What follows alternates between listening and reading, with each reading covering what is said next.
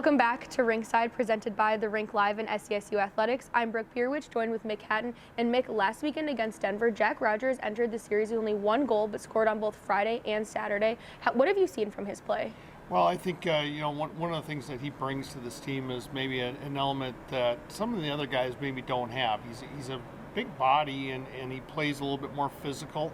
As we saw in that series, I mean, he's willing to go out in front of the net and go to the tough areas of the ice. And so, when he's playing well, he's a guy that's going to play at both ends too. So, I mean, for a young player, he stepped up in a couple of huge games for them. So, I mean, that's a really good sign. If they can diversify their scoring a little bit more, I mean, they've been relying kind of on those top two lines an awful lot. If they can get something more out of those third and fourth lines, it's going to be huge for them down the stretch. And Denver doesn't happen often. How does it show for the level of hockey St. Cloud State is playing to get 2 wins? Well, I think, in particular, I guess, the one that's stuck in my mind right now, of course, is the Saturday win because, one, when they were out at Denver, they got an overtime win on Friday and then came back and lost that game on Saturday. So they didn't do that this time. They went and sealed the deal with the win on Saturday. But, the other part of it is obviously, Dylan Anhorn got hurt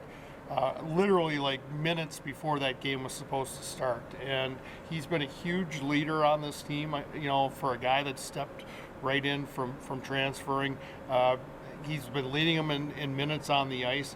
And to take a guy like that out of the lineup just minutes before they're supposed to go on the ice against them, and then they turn around and win that game. And quite honestly, I mean, they were in control, it felt like, for the majority of that game. And you touched on it a little bit, but Dylan Anhorn will be missing the rest of the season. What can we expect from Brady Ziemer and the rest of the Blue Liners with Dylan Anhorn not playing? Yeah, I think probably the biggest element that they're going to miss out of having Anhorn out is, it's going to change one of their power play units. And so they're going to have somebody's going to have to step up into that role and run one of those power plays.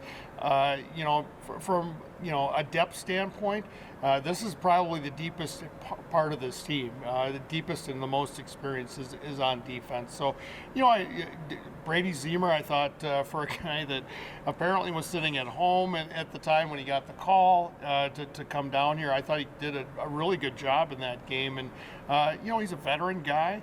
So I mean, I think they've got pieces. Now the offensive side of it that Anhorn was bringing, that's going to have to be picked up by a little bit by everybody. I don't think you can look at one person and say that guy is going to have to do this. I mean, everybody's going to have to pick up a little bit more to fill in the gap that Anhorn's going to leave.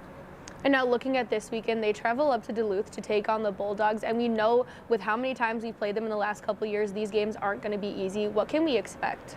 Well, I think, Zach Wakabe kind of said it best the other day when he said when we play UMD, it's like playing a mirror image of themselves. So, when you look at, the series against UMD, they're going to play a defensive style.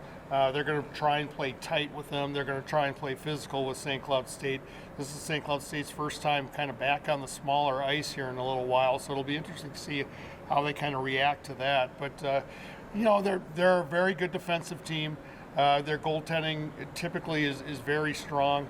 So St. Cloud State needs to take advantage when they get on the power play, and they want to play with leads against UMD. You don't want to chase a team that can shut you down the way UMD can.